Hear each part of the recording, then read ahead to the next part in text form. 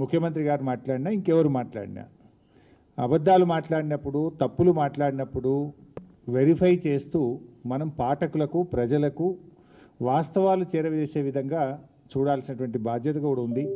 జనరల్గా ఎప్పుడన్నా ఏదన్నా ఒక నాయకుడు కానీ ఒక పార్టీ కానీ తప్పు మాట్లాడితే ఏం చేస్తారంటే ఆ వార్తల్ని కట్ చేసి వాళ్ళు క్రాస్ చెక్ చేసి నిజాలను మాత్రమే ప్రసారం చేసేటువంటి ఒక గొప్పతనం మీడియాకు ఫోర్త్ ఎస్టేట్గా ఉంది. నిన్న రేవంత్ రెడ్డి గారు మాట్లాడిన నేను ఆధారాలతో సహా చూపిస్తాను. ఆల్ లైస్, పచ్చి అబద్ధాలు, గోబల్స్. ఏమైందంటే రాష్ట్ర ప్రజలు, రాష్ట్రం అనేది చాలా ముఖ్యం, వ్యక్తులు ముఖ్యం కాదు. రేవంత్ రెడ్డి గారు ఉండొచ్చు, రేపు పోవచ్చు. తెలంగాణ రాష్ట్రం ముఖ్యం, రాష్ట్ర ప్రజలు ముఖ్యం, రాష్ట్ర హక్కులు ముఖ్యం. బీఆర్ఎస్ పార్టీ అనేది ఒక బాధ్యతాయుతమైనటువంటి ఉద్యమ పార్టీ. పోరాడి కేసీఆర్ గారి నాయకత్వంలో కానే కాదు రానే రాదన్న తెలంగాణ తెచ్చిన పార్టీ బీఆర్ఎస్ పార్టీ. రాష్ట్రాన్ని 10 సంవత్సరాలు పాలించి దేశానికి దిక్సూచిగా నిలిపిన పార్టీ బీఆర్ఎస్ పార్టీ. సో ఈరోజు ప్రతిపక్షంలో ఉన్న మేము నిర్మాణాత్మకమైన పాత్ర పోషిస్తాం.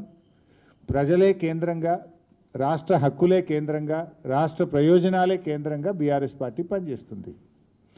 దురదృష్టం ఏంటంటే బాధ్యతాయుతమైన పదవిలో ఉన్న రేవంత్ రెడ్డి ప్రజలు, రాష్ట్రము, రాష్ట్ర హక్కులు కేంద్రంగా కాకుండా రాజకీయాలు కేంద్రంగా బురద జల్లడమే లక్ష్యంగా ఆయన మాట్లాడుతూ ఉన్నారు. So I appeal to the media, kindly ఎవరు మాట్లాడినా కూడా అవాస్తవాలు ఉంటే మీ దగ్గర ఆధారాలు ఉంటాయి, మీకు అన్నీ తెలిసి ఉంటాయి, క్రాస్ చెక్ చేసి వార్తలు ప్రసారం చేయాలని, వార్తలు రాయాలని, నిజాలు ప్రజలకు అందించే విధానానికి మీ వంతు సహకారం ఉండాలని ఐ అపీల్. సరే, let's come to the subject. ముఖ్యంగా నిన్న కాంగ్రెస్ పార్టీ, ఇప్పుడు అది కూడా ఒకటి ఆలోచించాల్సిన అవసరం ఉంది. మీరు పెట్టింది ప్రగతి భవన్లో ప్రజెంటేషన్, ఇచ్చింది అధికారిక హోదాలో. ఓన్లీ కాంగ్రెస్ ఎమ్మెల్యేనే పిలుచుకుంటారా? దాన్ని అందరిని పిలవాలి కదా. If it is official presentation, why not to all? Gandhi భవన్లో పెట్టుకోలే కదా మీరు. అక్కడ ప్రజెంటేషన్ ఇచ్చింది ఆఫీసర్లు, ఇరిగేషన్ డిపార్ట్మెంట్ ఆఫీసర్లు, సచివాలయం నుంచి వచ్చిన అధికారులు.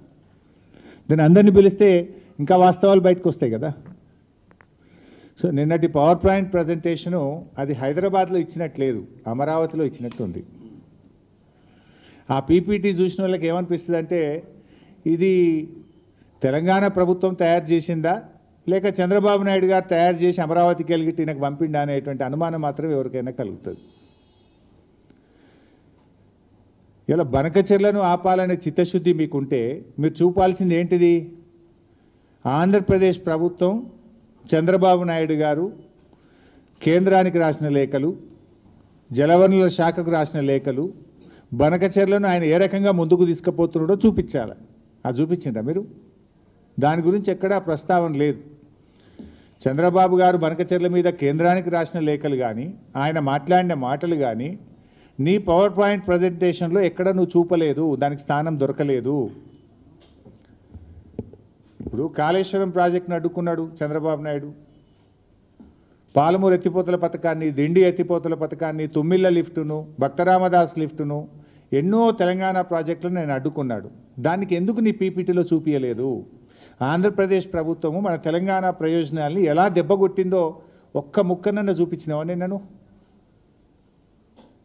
అంటే బనకచెర్ల గట్టే బాబేమో రేవంత్ రెడ్డికి బంగారమో లెక్క కనబడుతుండ్రు. బనకచెర్లను ఆపాలని పోరాటం చేస్తున్న బీఆర్ఎస్ పార్టీ ఏమో ఈయనకు సచినపాము లెక్క కనబడుతుంది.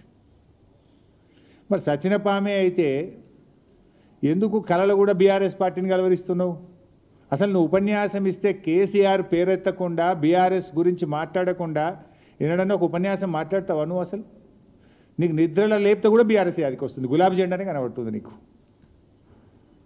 ఇప్పుడు నీ పార్టీ, కాంగ్రెస్ పార్టీ కేంద్రంలో 11.5 సంవత్సరాల నుంచి ఇలా అధికారంలో దూరంగా ఉంది.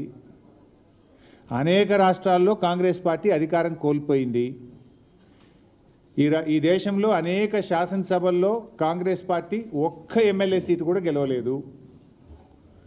మరి ఇలా కొన్ని రాష్ట్రాల్లో కాంగ్రెస్ పార్టీ ఒక్క ఎంపీ సీటు కూడా గెలవలేదు. అంత మాత్రాన నీ కాంగ్రెస్ పార్టీ చచ్చిన పామైందా? నేను అడుగుతా ఉన్నా. నువ్వు పీసీసీ అధ్యక్షుడిగా ఉన్నప్పుడు ఈ రాష్ట్రంలో ఉప ఎన్నికలు జరిగితే నీ అధ్యక్షతన జరిగిన ఎన్నికల్లో కాంగ్రెస్ పార్టీ డిపాజిట్ గల్లంత అయింది. అప్పుడు కాంగ్రెస్ పార్టీ చచ్చిన పామైందా? ఈ చచ్చిన పాము లాంటి చౌకబారు ముచ్చట్లు మాకు చెప్పకు, నీ రాహుల్ గాంధీకి చెప్పుకో.